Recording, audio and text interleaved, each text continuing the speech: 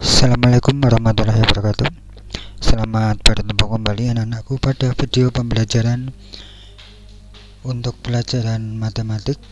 Pada kesempatan ini materinya adalah peluang. Pada bab peluang ini yang akan kita pelajari itu adalah kaidah pencacahan atau arti dari perkalian, kemudian permutasi, kombinasi, serta peluang itu sendiri. Coba kita bahas satu persatu. Yang pertama itu untuk SK-nya, standar kompetensinya. Pada materi ini untuk standar kompetensinya adalah, kita lihat dulu, untuk ini baru loading. Standar kompetensinya adalah menggunakan aturan statistika, kaidah pencacahan, dan sifat-sifat peluang dalam pemecahan masalah.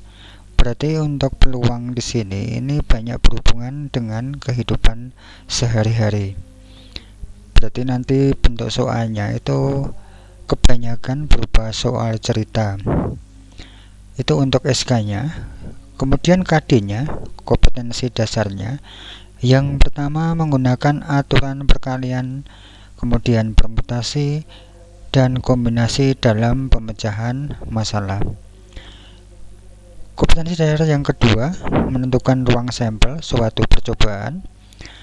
Kompetensi dasar yang ketiga menentukan peluang suatu kejadian dan penafsirannya. Itu untuk standar kompetensi dan kompetensi dasarnya. Materinya yang pertama kaidah pencacahan.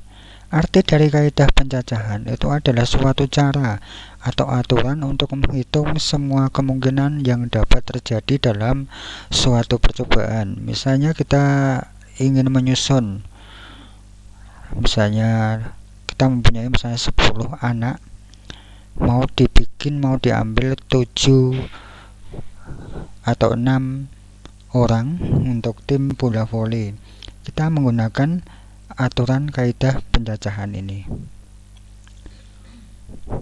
Selanjutnya, secara umum yang menemukan banyaknya hasil yang mungkin muncul pada suatu percobaan itu adalah dengan menggunakan pendekatan seperti tadi. Bisa kita gunakan pendekatan kaidah perkalian, permutasi, kombinasi. Sekarang untuk aturan perkalian, aturan pengisian tempat. Ini ya, jika tempat pertama dapat diisi dengan n satu cara yang berbeda, tempat kedua dengan n dua cara yang berbeda, dan seterusnya, tempat ke k dengan n k cara yang berbeda. Maka banyaknya cara bisa kita cari, n1 kali n2 kali n3 sampai dengan n yang ke k. Kita ambil contoh, misalnya ini. Seorang polisi ingin membuatkan plat nomor kendaraan yang terdiri dari 4 angka. Padahal tersedia angka-angka 1, 2, 3, 4, dan 5. Dan dalam plat nomor itu tidak boleh ada angka yang sama. Berarti dari 5 angka ini, 1 sampai 5 ini akan disusun 4 angka, dan dari 5 angka ini tidak boleh yang sama. Artinya harus berbeda semua, 4 angka itu harus berbeda sama. Berarti kalau sudah ada 1, nggak boleh ada 1 lagi. Berapa banyak plat nomor yang dapat dibuat? Untuk penyelesaiannya, marilah kita lihat. Pertama, kita sediakan, karena mau diambil 4 angka, berarti kita sediakan 4 kotak. Kotaknya bisa kita beri nama A, B, C, dan D. Untuk kotak A, karena angkanya itu banyaknya ada 5, 1 sampai 5, berarti A di sini masih bisa ditempati oleh 5 angka. Bisa 1, bisa 2, bisa 3, bisa 4, bisa 5. Berarti ada 5 kemungkinan. Kemudian kotak yang kedua, kotak yang B, karena kotak A sudah terisi 1 angka, entah itu 1, entah itu 2, entah itu 3, entah itu 4, entah itu 5, berarti sudah ada angka yang banyaknya 1 di sini.